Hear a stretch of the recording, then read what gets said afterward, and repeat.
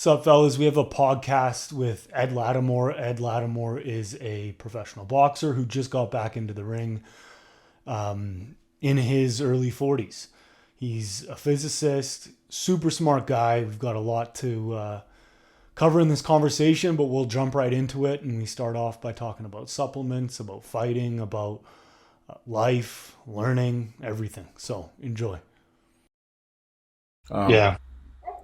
but the only separate supplement that I take outside of your stack that that I think is vital, I have I take zinc. So I have zinc and boost, and we Oh, use picolinate. So picolinate's the best form. We have 20 milligrams, I think. okay. So you're Oh, good to well, there remove you that too. go. I can probably drop my zinc. Yeah. The zinc. I take. I was taking some berberine for a while, but I don't really need that as long as I'm paying attention to my diet. Hmm. Summer was easy before. Now I got a 2.5-year old and he likes getting ice cream. Damn. but you know what? It's all good though because um, a boxing workout is you can't be metabolically unhealthy. I won't even say fat. Like you can't be metabolically unhealthy and do boxing. Like your body will just adapt and burn everything off. It's It's brutal. it's really cool. And Yeah. then we combine that with I just may as well go over kind of my stack and my approach. Hmm. Uh, so another thing that really kicked this thing in the high gear was getting my hypothyroidism diagnosed. And that's the other thing, right? And that's very specific to me, but I will get to that. In terms of supplements I take outside of it, and if it's in your multivitamin, then It is iodine. well, I needed selenium. Okay, there we go. We're now cooking with gas, and people who don't know, and a lot of people don't know because before we started recording, one of the things I was saying is that I talked to so many gym bros, guys that like lift or even teach fitness online. I've had this conversation with numerous online trainers, guys whose whole brand is like, I'm gonna help you get in shape, I'm gonna help you get stronger. I have no idea what trimethylglycine, aka betaine, is. They never heard of it, and I'm like, that's insane to me because of how effective it is at boosting strength and body recomposition. Hmm. You can't find anything better. And in terms of like your power and explosiveness, if that's what you're after, the beta alanine you have in the power as well, that's another big deal. We'll get to the thyroid thing too, but I did a write up about dry or power, and 3 to 4 ingredients I had already been using separately: Yeah. the trimethylglycine, the creatine, and the beta alanine. But the L-citrulline, I wasn't hip to that. Hmm. And then I In started looking and drive. reading. Um, I guess that is in drive. There's a what's the fourth ingredient in power? It Carnitine. carnitine. There you go. Yeah, it was carnitine, not Yeah. citrulline. Citrulline is in drive. Carnitine's awesome. Carnitine. Had no idea about that, and then I started reading. I was like, "Yo, this is some Superman level shit that you got here." Um, and it is like we were saying before. It is a shame that more people are not aware of what the supplements do, like what your stuff specifically is targeted for. I would even go as far as to say that your average gym bro, I don't think you should use them regardless. But the average gym bro, he ain't even the main beneficiary or main target in my humble opinion. I think it's Hmm. any athlete, Yeah. and that's explosive athlete, or we'll call them like endurance athletes, definitely fighters. It's insane how effective this stuff is. But back to how we moved into this combo, the hypothyroidism. So I I track my blood work fairly religiously, like we'll say 4 times a year. And then Hmm. this cat 4 years ago, Danny Kelly, he was like, do a blood test with my program, it's fully comprehensive, and then we'll use me going over it with you as like a promo for my program. And the blood test free of charge. Normally, it's like it was some amount that I would not pay. Uh, Hmm. but it was fully comprehensive. And one of the things it showed me, it was this thing called reverse T3. Now, I wasn't hip to the whole to thyroid hormones at all. So I had to go see what reverse T3 meant and why mine was so high, like super high. Um, and they were like, okay, maybe it's because I fast sometimes, or maybe I got like a low level infection somewhere. Turns out it's like none of that. I'm just it's a genetic thing. In fact, it's part of that same kind of code that works with that. I thought the army was crazy. I messed my toe up in basic training, looked at it, decided randomly to give me a blood test because it was taking so long to heal. And they were like, oh, by the way, you got rheumatoid arthritis. Good luck. I was like, whoa, what? They were like, yeah, keep yourself in shape, you be healthy, it'll be no problem. But you got rheumatoid arthritis. And I said, wow, that's nuts. Okay. And I just let it be. I didn't think Hmm. about it again until I got this blood test and I went over it with, I don't know if you heard of Rebel Health Alliance. They, um, their concierge, like telehealth service, very in depth work. But I went over the new blood work with a doctor, and that same blood work showed the elevated reverse T3. They also have a geneticist, and they do genetic testing. And we're going over the results of the genetic testing, and it's just in my genes. I got a deficiency on this particular. I do not remember the exact allele or anything like that, but I know it's all related.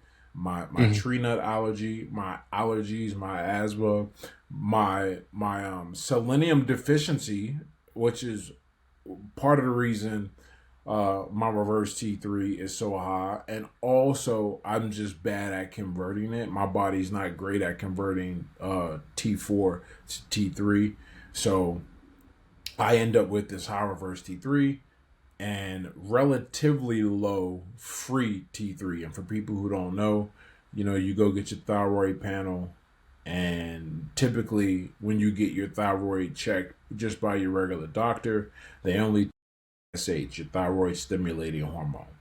But you need to get a more in depth look. You need to see what your free T3 is, your T3 is, your T4, your reverse T3, your TIBC, I think that's called, the antibodies that are in your thyroid as well.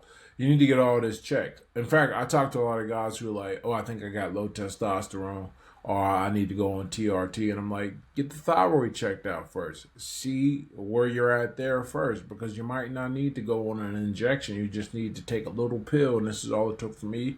Uh, I took they put me on 25 micrograms of leothyroxine, which is just artificial T3. Hmm. And let me tell you something, brother. I had been trying to get below 225 for a while. I'm like tracking my calories and I'm like, why am I not slimming down? This is nuts.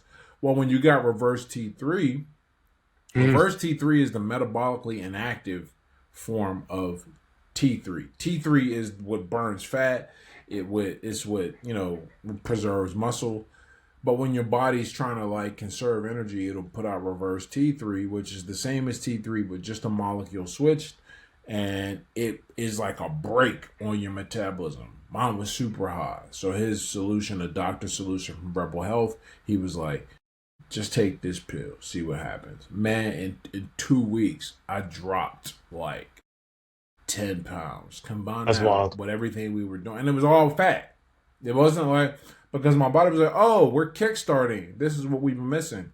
Then I started taking the selenium on top of that, and it was even better, like Kickstarter. So the fact that you have that in selenium and the iodine, because I don't think Iodine, selenium. It's yeah. Just so everyone knows, we're changing Man Boost to a full multivitamin and keeping the same core ingredients, so it'll have everything. like what a great company. In fact, I know Keeping you the took. same price too. Oh man, I have no idea how you manage that. but it's a great service, man, because people who are like you're like I'm trying to think of a good example. Okay, so you know how like they're like when you start creating content, you might have a PC and you eventually realize your PC is kind of limited for what you need to do. You need to get a Mac. It's going to be easier, it's going to have more power, and it's going to just work better for a creator as you move into a serious level of creation. That's what happened to me. Your supplements are like that. There's like the generic stuff that everybody knows about, and then there's your stuff. And you're not. And look, it's not like you got some like proprietary secret ingredient. It's just backed by research, like real research, and like even down to the amount. This is crazy for me. I think you got 3.2 beta alanine, 3.2 grams of beta alanine in the power. We got the full dose. I know that. Yeah, that's the thing. We take the best ingredients for a goal, put the full dose in the best form in the supplement. And it tastes Super simple. great. Tastes That's freaking the awesome. thing. It tastes great. So it's not like I had a company and look, it's a great product. Naked Protein. I Yeah, don't we know got if you ever 3.6 grams of 3.6. That's what it beta is. alanine.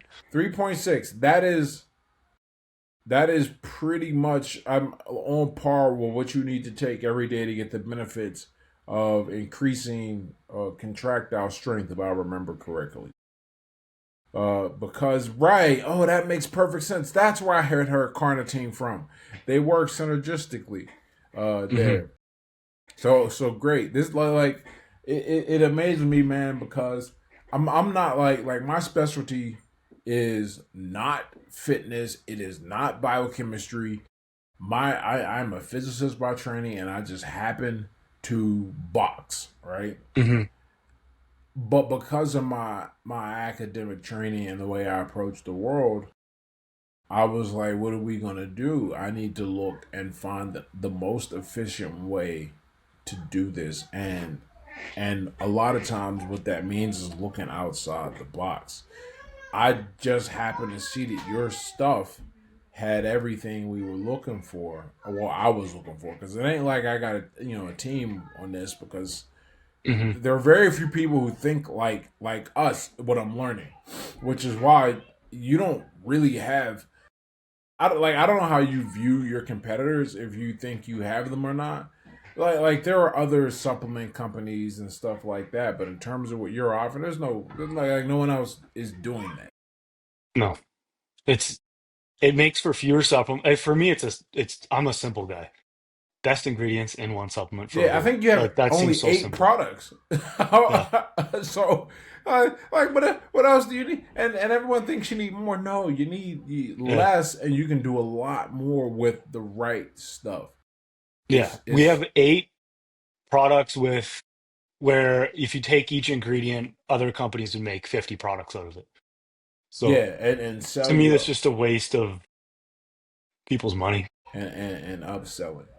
And so like I'm really curious because I read your like the story of how you came up with everything on the site and very like fairly similar to how I think about how or rather how I thought about just the supplements that I decided to use and then discovered that you guys put them all in one thing is like from a business perspective what what made you decide to do it this way? Because yeah, like I feel like, and I might be wrong here, you could realistically be making more money if you just sold this stuff separately and kind of white labeled it.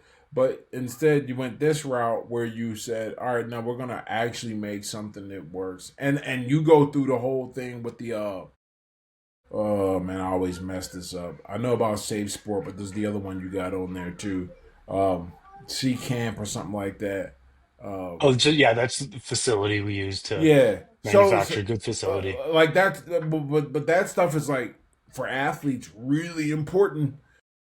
Like I know guys that have gotten popped thinking they were taking regular stuff, and turns out You go to these factories, they're using the same machine to load all the stuff up, Yeah.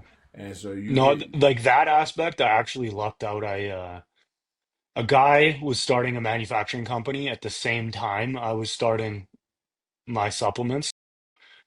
We kind of started working together, and I can call him and give him a shout. And if something doesn't, we test everything. Everything's like super high end. So it's more, if someone was working with him now, it wouldn't be the same connection. So I like that was a kind of a luck of the draw kind of thing, because you can get into these. The menu, like the stuff I've learned since starting the supplement company, everyone creates white label supplements. Yep. They use proprietary blends. Every manufacturer says they third party test. They don't actually third party test, or they third party test once every 2 years. Like it's an absolute shit show.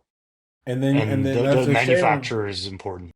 And that's a shame because on the part of the athlete, you think you're getting something, you get something else, Hmm. and you You end look up in like a hot bad guy. water. Yeah, you look Yeah, like, because no one's going to believe you, because and yeah, why should they? Because so many guys are have. fucking cheating. Yeah, so not only are so many guys cheating, but the way they're going to look at it, which is the way I would look at it too, is you are putting something in your body. Hmm. You don't know what it is. I'm not going to believe that. You were disciplined enough to get to this point to where we even care if you're cheating. Hmm. So for you to tell me you didn't know what you were doing, that's crazy. It's like I know you're a bit of a boxing fan. I don't know how seriously you follow it, but it's like I love it. When Margarito got caught with the bad plaster in his hands. He was using plaster Paris, the thing. Yeah, I remember And that. and this guy, he tried to say, "Oh, I didn't know what the trainer was doing," and the trainer was like, "I didn't know. I was just wrapping his ass." Everyone's like, it was like, "Come on, bro!" Like, and then for you to go get demolished once we found out what you were doing, like not once but twice in a That was row. Kodo, right? He got He caught he against got caught Kodo. against he got caught against. Well, no, he didn't get caught against Kodo. He got he demolished Kodo, and everyone was Yeah. like, And "How his would this Kodo's happen?" face was It was just, bad. yeah. And then it came out. I don't remember exactly how it came out, but after that, everybody was like, but it did happen after Coda. But everyone was like, well, was he doing it, before or after? But then he got, I can't remember the order, but he fought Shane Mosley, and Shane Mosley diced him up. Hmm. Then he fought Kodo again. I think Kodo stopped him. And then Hmm. he fought Pacquiao, and Pacquiao was beating him so badly that Pacquiao was, I think it was like in the 10th or 11th round, he's looking at the ref going, "You just going to let this keep going?" Like in the middle of the fight. And then at the end of the fight, he had to have reconstructive surgery, and he was bad, and he never was the same again after that. Yeah. But yeah, that was it's one of those things in boxing. But it's the same idea. It's like, how do you not know what's going on in your body? Well, there are You situations where don't. you can't, so you have to take responsibility for that. And so as It's a hard to though, because you can call the supplement company and they will just tell you one thing, and you can't get straight like they could just say whatever they want. And sometimes so many companies just white label. So they Yeah, just take the house's blend and slap some marketing on it. Great marketing. These companies are awesome at marketing. yeah, But like as far as their values, but it's you not don't the know best. what you're getting. No. But your stuff, again, I mean, like, it's crazy because I think who watches this will be familiar with you and what you do already. But if they have not bought into the hype yet, I'm telling you, as somebody who decided they were going to go back and fight at 40, and I keep myself in shape. Like, so I wasn't really worried about my general level of fitness, but what I was somewhat worried about was like, okay, what if it's, I didn't think it was real, but what if it is? Like, I've suffered an age related decline that can be easily seen in blood work. So I'm looking at stuff like my IGF-1. my testosterone free in total. Um, to a lesser extent, well, not lesser extent, my DHT. That's actually funny enough. Looking at my blood work got me to go. I'm gonna just stop because I was using a topical finasteride, but it Hmm. still goes systemic. Yep. And you know what? Let me just stop because I don't want my hair that bad. Like No, when I man. was I tell comparing. that guy, I get a lot of guys asking that. I'm like, you can choose DHT, the most potent androgen, or you can choose hair loss. Who cares Yeah, if you and lose your hair? on a related note to this conversation and the whole DHT discussion. Just as a side note, if you look at the so DHT is it's kind of a mystery right now, like the DHT Hmm. paradox. Why does this hormone, this androgen that causes hair growth in every other part of the body, cause hair loss on the top of the head? And what they think they have discovered is the mechanical theory, the mechanical stress theory of hair loss, which is some brilliant folks went and modeled the way the the occipital and the frontalis muscles pull on the, I always mess this word up, the top of the head. I'm not even gonna try and say it. It's Yeah, yeah, yeah. something apernatica, and they modeled the and the tension that's created by that, and it mapped perfectly with like a p-value of 0.99 or zero point zero 0.01, the other way around, that it follows the pattern of hair loss. And so No way. and then they went and tracked it even, and then the chemistry of why this would happen. So a lot of people don't know this, but DHT is also a an anti-inflammatory, and your body will push it to places where there's inflammation. So you got this inflamed scalp because of chronic low line tension your whole life. And so DHT is going to go there and be more present. But it's, and then on top of that, you get the conversion of, testosterone favors not testosterone, the other damn hormone, but it favors a conversion to DHT in low oxygen environments. Yeah, whatever the father hormone is before, I think it's progesterone. Uh, it favors a conversion to DHT in a low oxygen environment like your scalp, as opposed to estrogen where there's oxygen to be had. So you get this Interesting. perfect storm. This started with the stressing your scalp, and you end up losing your hair, and that's how they think they reconcile the DHT paradox. So then the question is, what do you do about it? The there is there are a few solutions. The one that is like the most time and energy intensive is to do scalp massages every day, and then the one that costs a little money, but you don't have to think about, is to go get Botox in the muscles and around the Botox scalp. freaks me out though. Oh, it freaks everybody out, as it Yeah. should, because of what it does. Yeah. Uh, I don't, yeah. I don't like ladies doing that. I don't think anyone should do that stuff. there's some great studies, and it works. It's incredible. We're talking like a 75% response rate, I think, is what they No have. way. It's nuts. Damn. I'll send you some research just to read into it. Send it. It's low cost, and it works. It works as well as any other thing, and it seems to not put your DHT in danger. It just relaxes all those muscles so your scalp can get oxygen and not be under Send inflammation. me that stuff. I'll go down a dark hole of the negative aspects of Botox too. For sure. That's botulism, man. Yeah.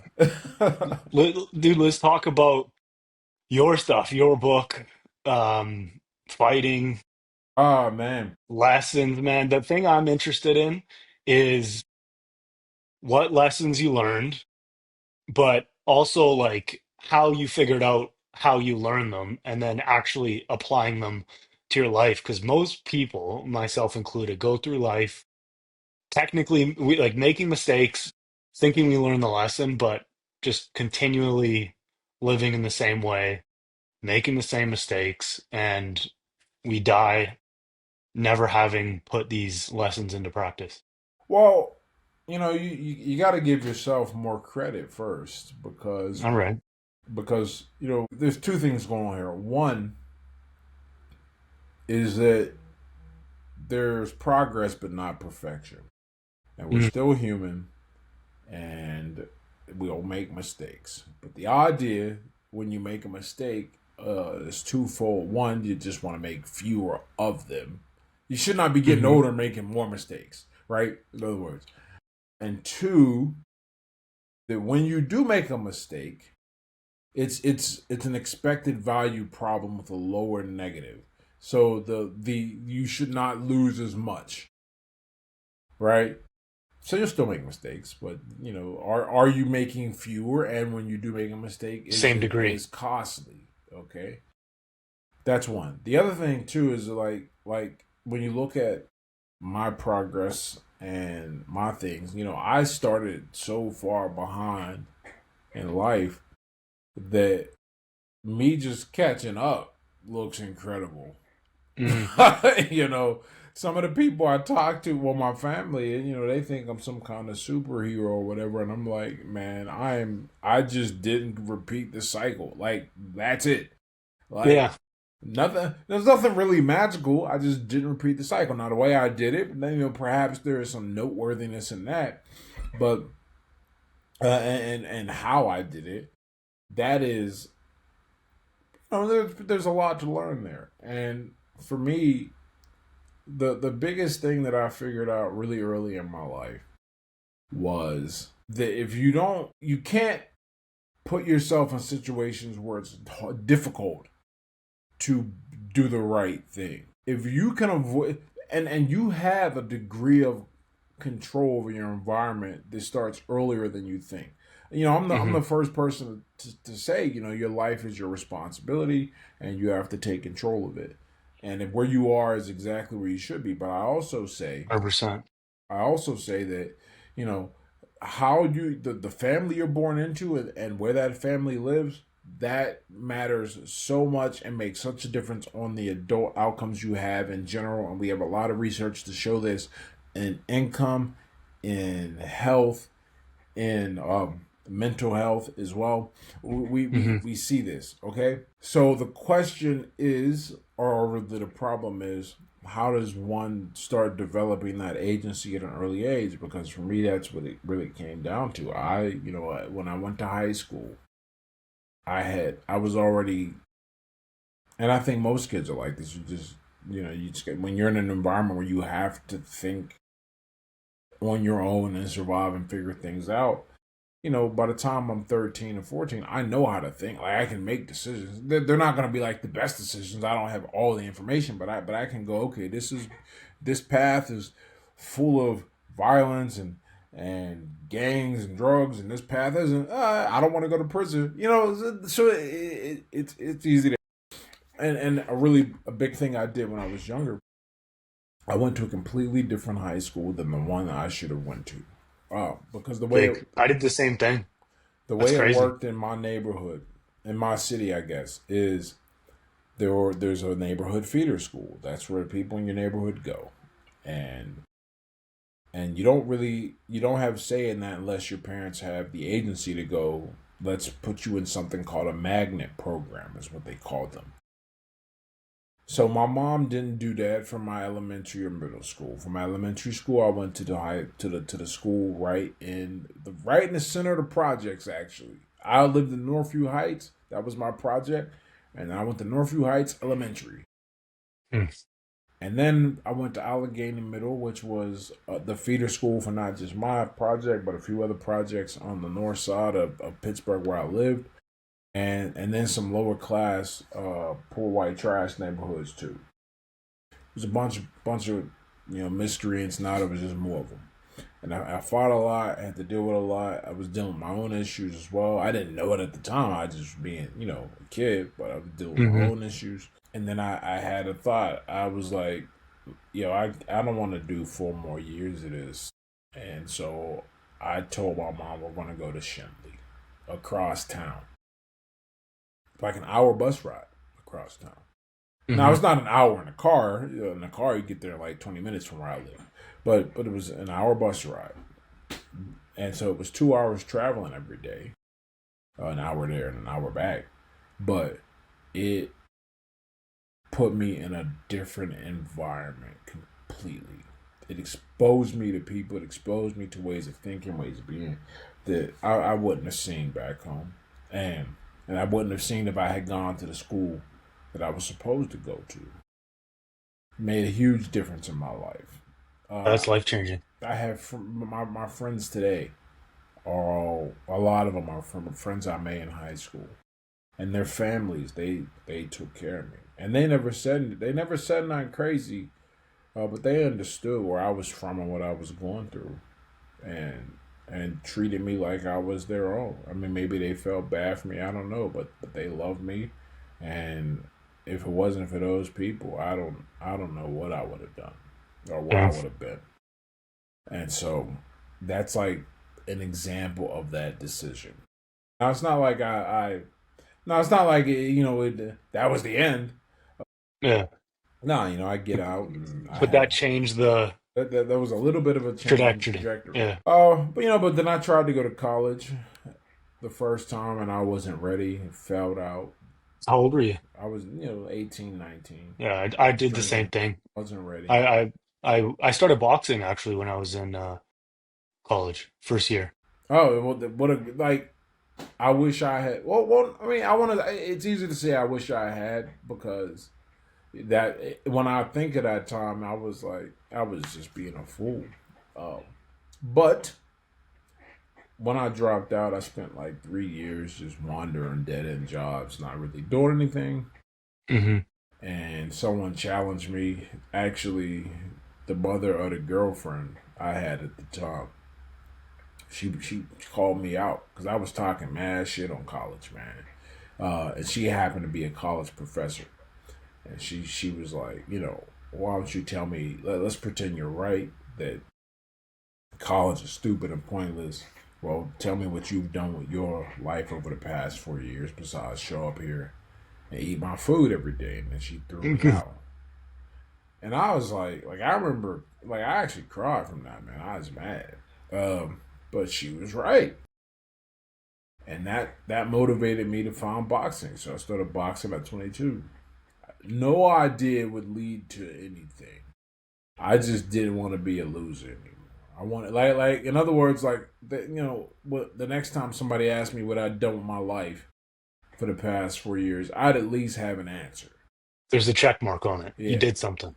Yeah. I always say it was like the old most interesting man in the world commercials where he's like, it's never I too love late those. to beef up your Yeah. obituary.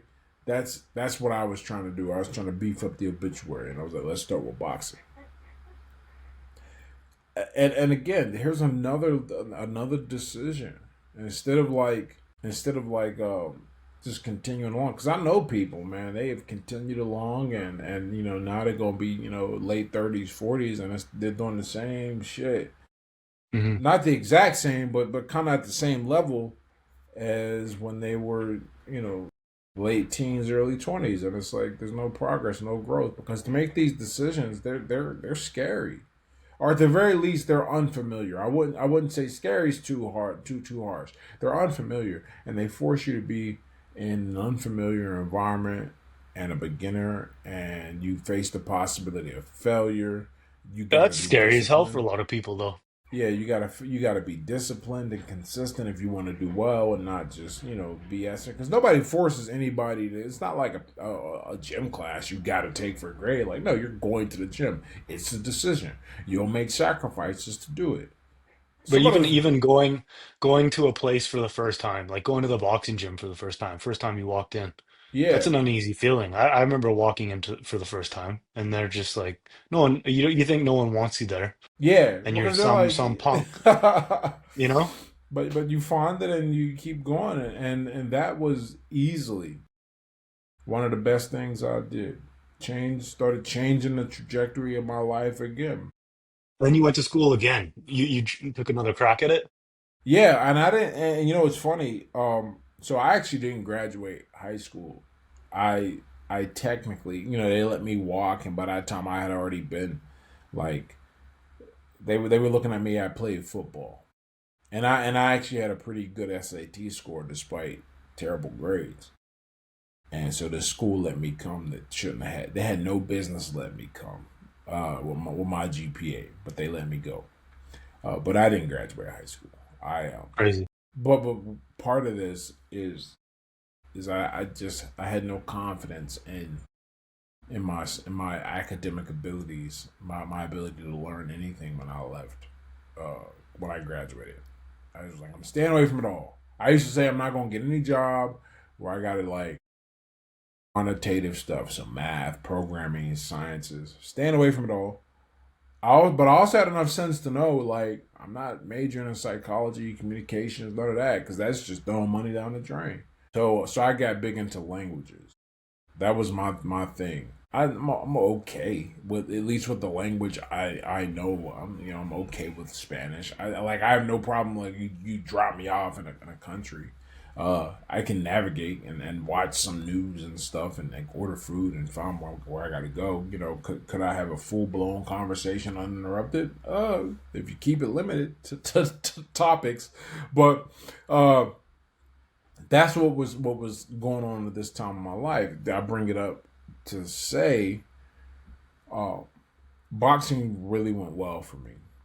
It went well because I made the sacrifices. Because I wasn't naturally gifted, I made the sacrifices. I made some key decisions, and we can circle back to a key decision that altered my future in boxing as well. Um, Hmm. and and I racked up a pretty decent amount of amateur accolades, and that gave me the confidence. I said, if I can improve my boxing to this level, what can we do with my mind? And I started training my mind the same way, so that math was my worst subject in high school. I got like a B in geometry in ninth grade, and everything else after that was C's, D's, E's. Like it was not good. Hmm. So that's why I didn't think I could do anything with math. You fast forward, now I got this degree in physics, which has so much math, you automatically get a math minor just going through the program. And that all started with me training my mind, believing I could actually get better at at this subject. And that's because of boxing. It's all because of boxing. Boxing gave me that confidence. People think it's a weird connection, but if I hadn't done that there, I wouldn't have been able to do it there. And Yeah, so those it's like a win progress in one thing just opens you up to progress in other things kind of thing. And people don't think that translates, but you get in good shape. It's not the fact that you got in good shape necessarily, it's the fact that you accomplish something that gives you right. One of the things I more tell confidence guys all to. the time, talking about that self improvement. This, what should I do to self improve or whatever? And I'm like, look, man, I don't. Whatever your problem is, it will only improve if you get into a decent level of shape. And I got some metrics Hmm. for that. But but the reason for that is because when you get in shape, what you're doing is you're changing your physical world. You're changing something that people can see. Like I can tell Hmm. you, be happy, think positive thoughts, focus, go learn a skill, and that's cool. But no one can react to it, so there's not a lot of feedback unless you like perform said skill. But if you go from being like 25% body fat, 30% body fat down to like 13, 14, and you gain 10 pounds of muscle, the world is going to change how it Yeah, big reacts to time. you. And you're going to change how you see yourself when you look in the mirror. And that's going to change how you think and see the world. And you will go, wow. Like you might not consciously go, oh, I changed my reality. But you'll have, but it'll be in you. You'll know you've done that, Hmm. and that ports to everything. It's not just about the benefit you get from the thing. Like yes, getting in shape for its own sake is great, but there's so many other benefits that come along with it. It is insane. Boxing's a unique one too. I remember when I started boxing and had a few amateur fights, the whole young chip on your shoulder kind of goes away. because you know you can just do whatever. Like you Yeah, know you can handle yourself. It's not fuck you, like you looking at like that kind of thing kind of goes away because you just know. yeah. And then you just It move through life differently. well, I call it turning down the noise. Yeah. I'll never forget. It was after a few amateur fights, and I was at a movie with this girl, and you know how movies you got those moments where it goes something Yeah. scary pops out, and the audience gasps and jump. I'm just sitting there chilling when it happens, and I realized it's because I had spent all this time training myself to not flinch at stuff and to just Yeah. stare at it and react, and that's a really interesting skill. You don't realize, flinching is like there's a reason it's evolved for you to be able to do that. But if you can get that under control, or rather, if you don't get it under control, you'll be eaten up in a fight. Guys will make Yeah. you flinch, will fix everything all the time. So you got to be able You'll to be control. gassed. Yeah, you got to control that, and when you have that kind of control over your nervous system, well, that's incredible, and what it can do for how you control, move through the world with control. I think one of It's the like most. What are you about to say? it's like you're unintentionally becoming a little more stoic. Right. Like it's not your intention. You're just trying to learn how to fight. The all the side things that happen is it becomes innate. You weren't even working at it, but it just somehow happens. But you go, you build yourself up, you develop into someone that's done something, Hmm. and the world takes notice. This is actually another like interesting little peripheral benefit of boxing that really helped me get sober too, because I drank all throughout my amateur career. I didn't get sober to my pro career, but one of the things that really helped me is I had a realization that people like look up to me. I don't know if a lot of people do, but I know some do. And I know I'm a representative for all the people I've interacted with in the boxing world. And so it just made me think about that on a larger scale, how I'm a representative of every person I've interacted with, and how a lot of those people look up to me. And I didn't want them to two things. One, I didn't want to mess anybody's day up, like and have a Hmm. bad day because they met me when I was drinking. Now, if you meet me and you just don't like me, I can deal with that. If I say something crazy, sober and clear minded, or a joke doesn't land, or you get offended, I can deal with that. Because that's Dude, me. I did it, I do that on purpose. I try to weed people out. I'm gonna say this shit, this shit, this shit. and see what they do. Right. Yeah, exactly. On the other end too, the other thing I didn't want is I didn't want people who whoever in any way, shape, or form co-signed me to regret the decision. I'll tell you a crazy story, and I don't know how active you are in the socials, so you might be familiar with this one, you might not be. But there was this guy that wrote this book, Sanction. He wrote like two versions of it. It's kind of a bad book. No one like kind of it is. It's just it's a, like people can like look, man. I get it. Your first book, you just gotta get it done, but it's terrible. But people, hyped it up and talked about it. It goes on these shows, and turns out this dude was like kind of off his rocker a little bit, and he ends up going out. And he went on a bit of a shooting spree over his ex girlfriend, and then turned the gun on himself. And so you had this mad dash for all these people to like, oh snap, I can't have that episode up. There was one guy who addressed it, stand up dude. Zuby had him on his show.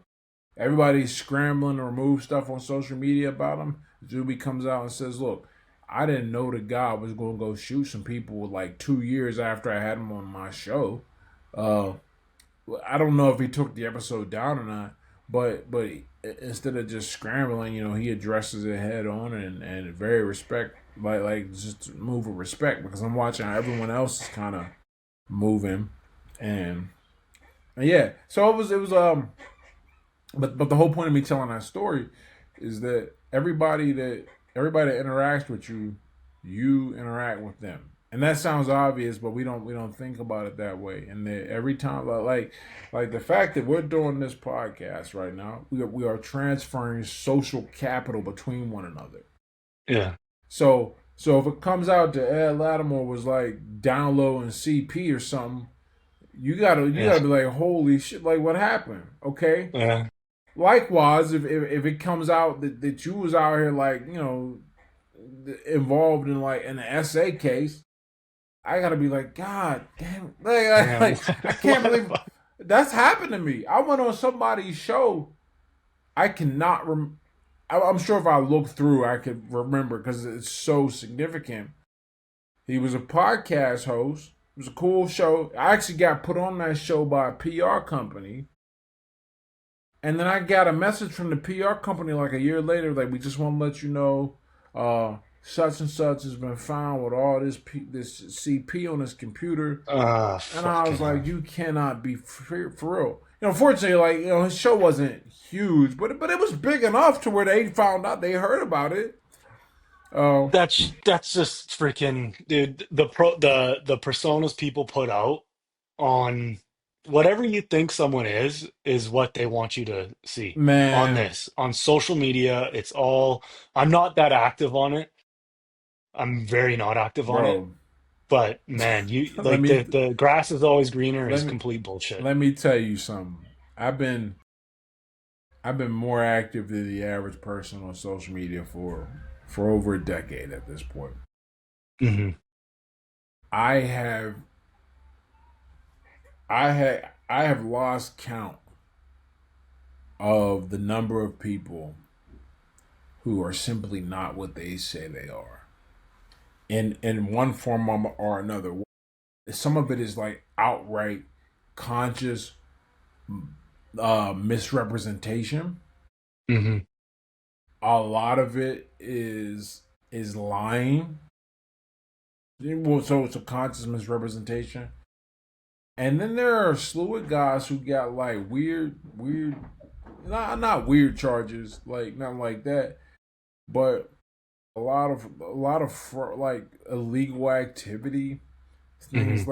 like it is insane how many people I have interacted with personally, and once I interacted with them, I was like, you like well, nah, this ain't gonna work. Yeah, Like, you're because not you. because my position on the internet. So going back to like the whole thing of me getting sober and then how boxing helped that, because I became aware of Hmm.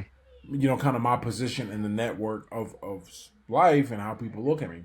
So on social media, if you got something that's on the fringe, or this was real big in the manosphere red pill I was community. gonna say, The best way to get that thing accepted is to kind of get it co-signed by dudes that are doing art.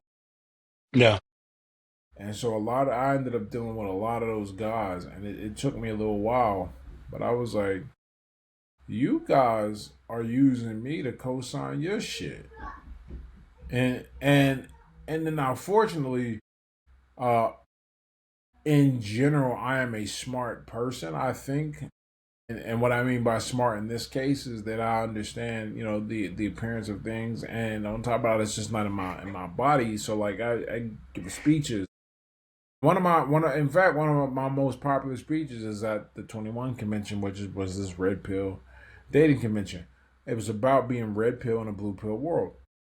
I've gone on numerous podcasts on we'll say shows that have a heavy female audience, and they're expecting to rip me apart for this, and they go watch it and they're like, oh, it's a really good speech, because it was really Hmm. centered around forgiveness, understanding, and interacting with people.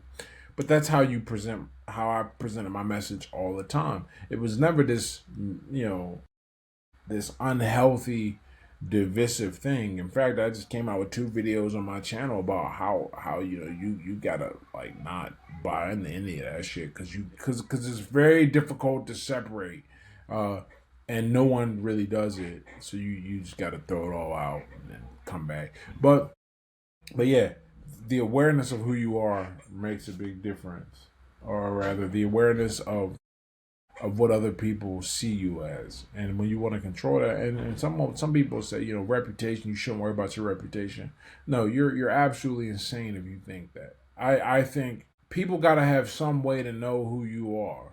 And look, if everyone says similar things about you, and it ain't good, do you think that's going to be good for your life or better or worse?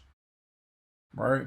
So care about these things. Don't fabricate something. Just become a decent person and let everything else happen. Yes, you should care about how you're perceived, because if I become a decent person, and one of my homeboys or somebody I'm heavily associated with, he starts doing scumbag stuff.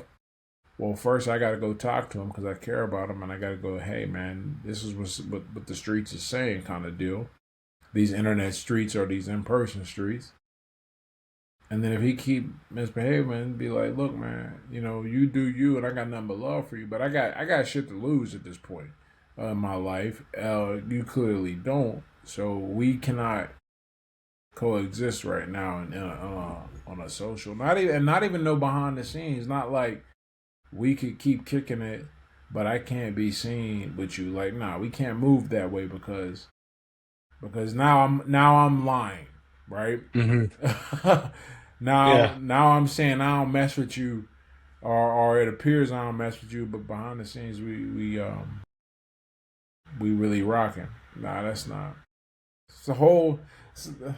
I don't even remember how we got down this rabbit hole, Okay. I think it's an important discussion. Yeah, I think it's just like the internet has become like uh it used to be books. You look up to people, you try to find your way through books. Now people are trying to find their way through uh internet personalities who are living their life as these people are trying to follow them. Like books are person Yeah, lived their life, we know everything about them. I can take what I want from this person. We kind of know who they are. Internet is don't really know who this person is. This is what they're trying to show, and most of them aren't that person. yeah. And look, man, we make mistakes. That's life, And but mistakes is all good, but being a fraud is. no go. And there are, what do I like to say? There are mistakes of omission and mistakes of commission. Mhm. And so, well, in other words, there is an active attempt. You either actively try to bend the truth and reality and misrepresent. That's a really big deal. You knew what you were doing. And then there's omission, where it's like, okay, look, maybe you left something out, and you did not depend on what you leave out. I can go, okay, you didn't think that was important. I can see that, or I was like, you knew how I react. Why'd you leave? Kind of deal. So it just depends. But then, okay, let's with your book. Um, what what like is there a lesson that kind of triggered the writing of it? Is there a period of your life that triggered the Um. writing of maybe having a kid So and that funny. thing? Nah, man. I wanted to write a book for. I wanted to get a deal with a publishing house for a long time, because I have two self published books, and I was like, all right, next level. Let's get a publishing deal. And a guy whose podcast I went on, he just happened to reach out. Was like, how you doing, man? How's everything going? I was like, yeah, man, things are going good. We were actually just coming back from an NST for our son.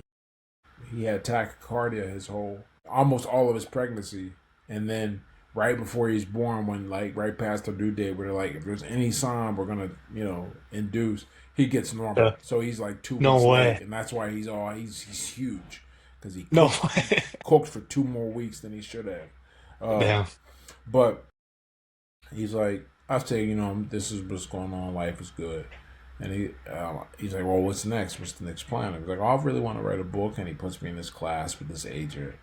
Or he tells me about the class. I'll take the class, and it was great, because No way. I got the proposal finished. Now that agent didn't end up representing me, but I got a proposal finished, and a proposal is not. There's some work you got to do in life where there's no payoff, or rather the payoff is super uncertain, but it's a lot. Time and that was one of those things. In fact, I paid for the class, but it ended up working out really well and set off a series of events. It got me the book. Now I didn't know what type of book I wanted to write exactly. Like I had an idea, and my agent, in his wisdom, was like, "You need to write this type of book," which is kind of my memoir, my story. And as I was writing the book, I was like, "Wow, I've had a life." Because when you're in the forest, it's hard to appreciate the trees. I, Hmm. I, to me, it was like, in fact, I wrote the first draft and left out almost my entire amateur career. And my amateur career was notable because I ended up being sponsored by a group called All American Heavyweights, and their goal was to produce the next great heavyweight champion. And their first goal was to get that heavyweight champion to the Olympics, and they actually succeeded in that goal. They got Dominic Brazil. He was our I representative. remember him. Uh, Big boy. Huge. Well, I beat Dominic, and that's how No way. I beat Dominic at the 2011 Gold Glove National Tournament. That's how they found me, because in their program they had on their website the three criteria. Anyone could apply, right? Former Hmm. Division I athlete, taller than 6'2", and under 25. I did not fit any of those criteria. I'm How six. tall are you? I'm 6'1". 6'1". Ah, fucking Well, what I you learned sick. when I got out there, what I learned real quick is 6'1" is like you're going to feel tall around most people, Yeah. and most people will consider you tall. It still freaks me out when people say I'm tall because I spent 2 years at All American Heavyweights where everyone was a Monsters. former NBA player or a former NFL guy or a college level guy, and everybody's like 6'5", 6'6", 6'7", right? So So they were picking from like the general population, trying to create a heavyweight champion. yeah, they weren't trying to Crazy. pull from guys that were already fighting. They were like, no, Oh we want wow. to do it this way because and in their motto it makes perfect sense because if you're an amateur fighter, you likely don't have the resources and training to really get yourself to that level, at least from their perspective on the physical side, Are they rather than still around? they are not around. They're defunct. Uh, The guy who ran it, Michael King of King Vision, who is, if you ever watched Oprah, Wheel of Fortune, Jeopardy, you see at the end King Vision, it comes up. That's not Michael King. So he had all this money, and he had a few. He had. I wrote it down in a book. I had to research it, but it's one of those things I don't have off the top of my head. He had two backers. I remember one of it, two partners. I remember one of his partners. They were the producers of the series Jag, and another guy was related to Adidas somehow. I can't remember how though exactly. So we had to try out his money. So we I had an apartment in California. All my meals were covered, and I got paid a stipend as well. no way. And And so if you won the like heavyweight championship, they would take a cut. Like well, that that was that their was the investment, or idea. Yeah, that was the okay. idea. But only when you got to the pro because you can't pay amateurs. So they sidestepped it creatively, and we got paid a salary. So I was like a Mm, W-2 employee, but my job was to train for boxing, and, crazy. and it was a pretty decent. I guess stipend you want to call it or pay. It was like 3,500 a month, and that might not seem like that much, but when you don't have rent or food to pay for, That's a lot, that's fantastic. especially American man up in Canada. That's like that money would go far. Yeah, so it was a great experience, and while I was out there, since boxing, most people when I say Dominic Brazil when we're talking, they don't. I have to tell them, but you remember while I was out there, I beat Charles Martin twice because Charles was in the program. Charles is a product of that program, and he goes on as a pro to win the IBF title, and Dominic challenged for it twice, first against Joshua and then second against Wilder, and he Hmm. loses. But like that's where those guys came from. We all train together. They're all friends. I can message them, right now, and I think I sent Dominic a copy of my book. But yeah, that whole part I left out, and That's that's huge. that's when I won the national title, and when I made all these connections, that's when I met my buddy Cam, who is like the most. He's got the most amateur championships of any heavyweight American fighter. The only thing he didn't do was go to the Olympics, and why he didn't go to the Olympics is crazy. When you are on a national team, WADA now, or rather, the USA Boxing, they can just do random drug tests. Yeah. So you got to tell them whatever wherever you are when you leave wherever, and he didn't inform them that he was going to Azerbaijan to fight in a tournament from USA Boxing where they're going to piss test him anyway. And And you so go, so that's a insane. missed drug, yeah. And what's crazy is I'm pretty sure that All American heavyweights and their money in pool, they had a lot to do with getting them cut because Cam wasn't part of the program. Cam was beating all their fighters too, and then once he was cut after he got his bid, or rather he won and got his bid, they have a tournament again, and then that's when Dominic wins. The training camp is at our gym in California with all the USA boxing team. So that's how I met a bunch of guys that I'm real cool with today who are on that team. Like Terrell Gaucher is a good enough for him. We got well, Terrell's background. He was in the streets. He was telling me the story one time about how he showed up for parole and our community service, and he still had his gun on him. And Oh my God. but now he's a cool dude, man. He was my Yeah, roommate out there, and he was he was a cool dude. It's very interesting, just life that he's put himself into, man. He's a cool guy. But yeah, so I left all of this out because I didn't think it was interesting. that's crazy. But they were like, we need They more just put, boxing. yeah. And then what the going back to fight, that was more a personal test, part of this book, see what you could Oh do. man, so there's four. You're 40 now? I'm 40. I turned 40 in February. Yeah, So, I'm turning 40 in September. You could feel it. well, you know There's no BS around that. what I'm trying to think. Physically, how differently do I feel?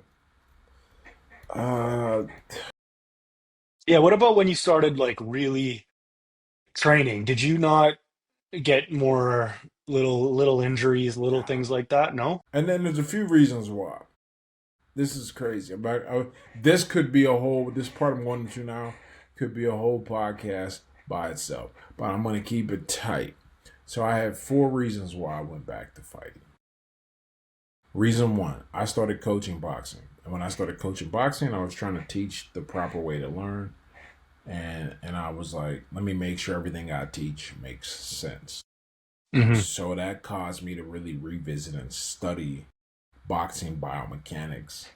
And I realized no one's really done this at all. There's like not any not the way there is in other sports.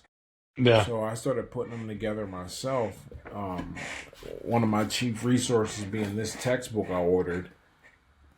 Hmm. This is an expensive textbook. That is the Sport and Exercise Fundamentals of Biomechanics. Fortunately, there's a lot of physics and math in there, but Hmm. hey, I have that now. So I was like, okay, I see it. I see what everyone else doesn't see. Everyone thought that the Terrence Crawford Earl Spence fight was going to be close. I said, "What are you smoking?" Yeah, I I, had I Crawford on that too. yeah, and I said to one of my buddies, I said Crawford's gonna make him look amateur. Like Earl Spence's biomechanics are shit. I don't know how he got so far now. Oh, but that just goes to show you how bad boxing really is overall. It's one of those things no one really thinks about because someone has to win a fight, and Dude, how all you about got to do. Lomachenko? Lomachenko's mechanics are beautiful. Insane. He's the my He's favorite got fighter to just watch. Like he's got control of the biomechanics and what you got to do, and he knows how from to. every angle he's balanced. It's fantastic. Well, I Yeah. figured out how that works, and then I said, "All right, can I do this to myself? All right, let's put together a training program to just build the base back up." And then I said, well, "What am I going to do with this knowledge?" Because I was like 4-0, picking some pretty big fights. Hmm. I picked the winner of Garcia Davis, and not just the winner, but how they were going to win. That's what's important. Hmm. Garcia Davis, Crawford Spence, in a way, Martin and Usyk Fury. It was easy for me to see. But Hmm. no, so I said, okay, can I take this and use it, make an application of it? Okay, I figured that out. Hmm. Then the final part was, what am I going to do with it? I said, well, I'm not going to argue with a bunch of coaches about this. I'm just going to go test it myself. All right, so that's number one. Number two is I had to I wanted to figure out, I wanted to see, or actually, here's a better way to start. Number two and then three instead of the other way around. I got those health problems I talked about earlier fixed. The hypothyroidism and I had asthma too. I didn't realize my asthma had come back. So I got that taken care of. Once I got that taken care of, my body completely changed and my energy was like, woo. Third, I wanted to see, I always wanted to be a cruiser. I should have been a cruiserweight. It's a lot because, like, this last fight, for example, was the biggest weight difference I ever had. Not like by a huge amount, but it was the biggest one. I weighed in at 215. My opponent was 258. That's just like that's huge, a huge difference. And I felt it. And I'm like, no, let's drop down. And yeah, and the book. That was the last thing. Hmm. So the Yeah, perfect storm. yeah. So it Who do all you think? came. Who do you think's gonna win, Crawford or Canelo? That is a very hard one to pick because the weight difference that's a huge. And normally, look, strength and size don't matter that much in boxing until you get to the top level where it's like any other sport. It doesn't matter how fast you are. If you don't know how to run routes and read defenses, you'll never make it to the NFL as a wide receiver. Hmm. The thing is, they know what they're doing. Both of them. Yeah. Yeah, so they know what they're doing. So you know, I think Canelo will win, but I'm not 100% sure. I'm gonna go Crawford. You think, I don't wow, know if I don't know if I'm right, but I don't no, know. Canelo's been fighting similar. He's been beating. I thought he lost Triple G one. yeah, I did too. Same. I Like I thought he thought that was did. a clear loss. But I thought, But but Triple G he's an all time great, instant Hall of Famer. didn't get enough. No one fought him early enough. Didn't get the good fights early enough. He was feared. I mean, for a Oh, while he dude. was a knockout machine, and Yeah. you can't hurt him. Which is funnily enough in this biomechanics I've been studying. One of the things you quickly figure out is that there's a really high, like really tight correlation between having a chin and how well you can, and if you know how to knock people out. Interesting. And the reason for that is your feet are grounded and you can do stuff and not So be hurt style when things wise, hit you. guys are bouncing around a lot. Whatever. You think having your feet planted, Canelo does that. Feet Oh planted. yeah, Crawford does it's that. one of those things, like once you look at it and Lomachenko see does it, that. Yeah. you realize, like, why are they telling people to do something else? Because boxing is superstitious. That's pretty, that's the best way to describe it. It's It's so superstitious. old. Yeah, and so these people don't really, the old school fighters knew this. Look at how they fight in the '70s and '80s. Go watch those guys. Yeah. They knew something that got changed when, I don't know what changed, but and then you argue with these guys who ain't never, they don't get it. So that's why I was saying I don't want to argue with coaches. I just want to get in there and try this out and see. And look, I won my fight by a first round body shot. You That's know wild. how crazy that is. Body shot Yeah, knockout the in the first round. timing, first round, that's But insane. here's the thing: I'm blessed with a great coach who also understands this, but from a different angle. He had 5 fighters fight that between those 2 weekends when I fought and the weekend before and the weekend after. Of those 5 fighters, 3 of them won by body shot knockouts in the second or first round because he knows what he's teaching. Once you get it, and then you have this system behind it, he modified or he helped me even sharpen up better because he has the boxing part of it. It's there. The body is something that not enough guys know how to attack. Yeah, my eyes are like I got. I was trying to see something. and I couldn't see it. Okay, there we go. Yeah, Yeah, the it's body is something. Triple G had it, Loma, yeah. You Crawford. because Like it's once you tap somebody in the body and it's a good shot, that been tapped. changes the Yeah, whole way they're gonna fight you. your body stops. And There's if they nothing you don't can know, and do. if they don't know what to do, they're gonna be unhappy, and it'll be easy Yeah. to knock them out. And then just with the book, I'll put links and everything to it. What's like the ideal guy or person? What like why would they read the book? You know what's What's crazy? the I was thinking about like who was I writing to when I was writing yeah, this, and I think anybody who needs to who who doesn't feel like they can make it. Like if I were to sum it up, anyone who feels like they can't make it because they read I think my that's story. everyone. Yeah, and it doesn't I matter think what you in don't feel like you can make it in. yeah, If you feel like you can't make it, this book is for you. that's huge, man. We'll include links to it, get everything set up for it, and get this out as soon as possible. I appreciate you, man. I really I do. appreciate you. You've been a great help with your supplements and sponsoring and just the knowledge. Like we could have chatted the supplement stuff for hours because you just get it. I mean, look, it really is. It's like the universe said, you got this idea to fight again, and here's this guy who's got this idea for a supplement that works and is efficient, and the timing and the intersection, and it really is great because I just I hope you can tell by from my talking that like I really think you have something special, and it really made a difference.